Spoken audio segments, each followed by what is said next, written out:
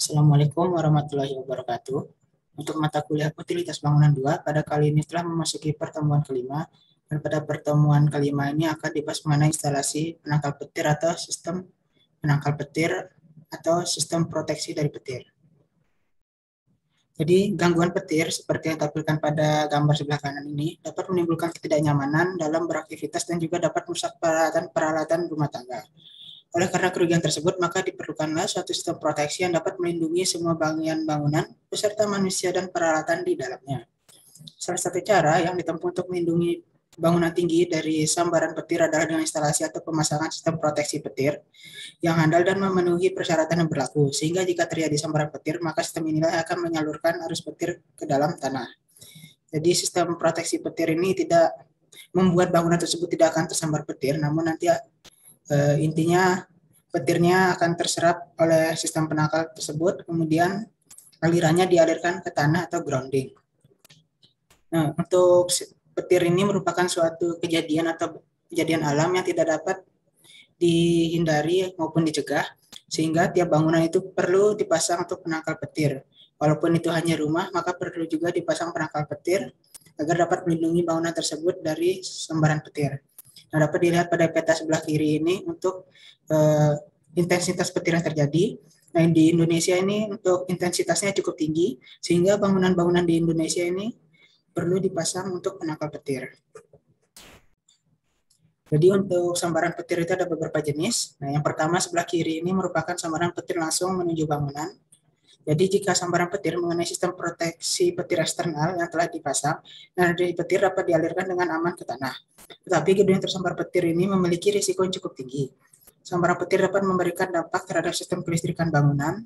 Sambaran petir langsung menimbulkan beberapa risiko dan dampak seperti hilangnya nyawa manusia dan juga terhadap beberapa infrastruktur seperti tempat umum, perkantoran, pertokoan, perumahan, dan lain-lain.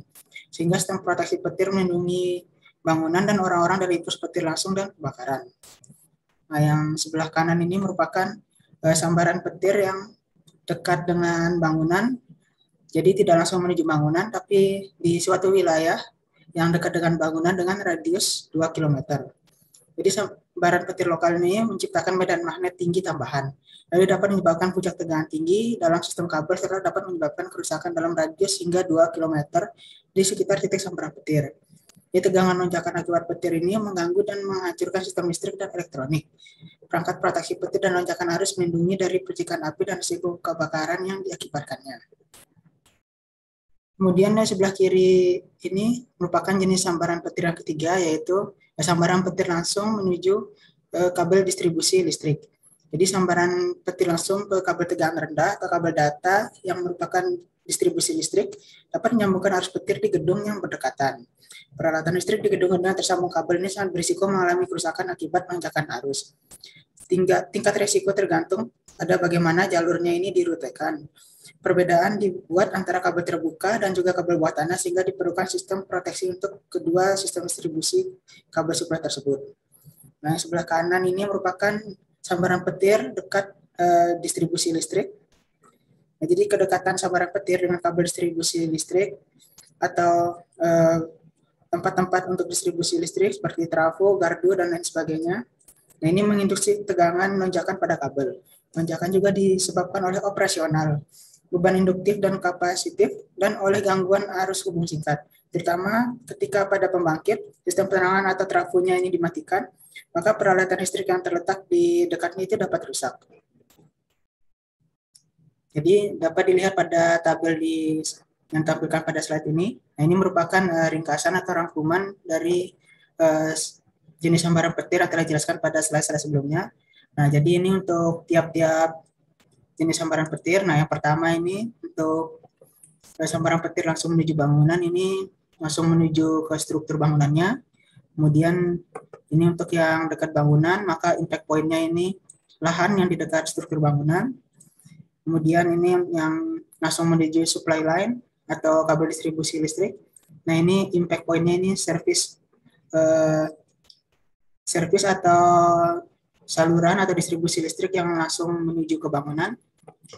Nah, kemudian yang di bawah ini yang dekat dengan kabel distribusi listrik, maka impact point-nya ini lahan yang di dekat sistem distribusi listriknya atau servis distribusi lainnya.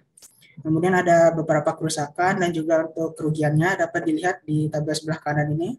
Untuk rincian dari kode-kode yang ada di tabel sebelah kiri ini. Jadi yang kode C ini untuk tipe kerusakannya, C1 ini kerusakan atau nanti menyerang makhluk hidup. Kemudian C2 ini terkait dengan kebakaran, kemudian ada ledakan juga.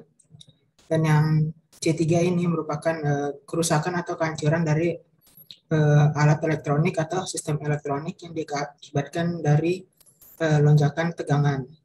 Nah, untuk tipe kehilangan ini atau kerugian ini kodenya D. Jadi D1 ini luka-luka atau kematian terhadap manusia, kemudian kehilangan layanan untuk publik, misalnya jika tersambar pada kabel telepon, saluran telepon atau listrik, nah itu kodenya D2. Kemudian D3 ini kehilangan dari harta karun kebudayaan.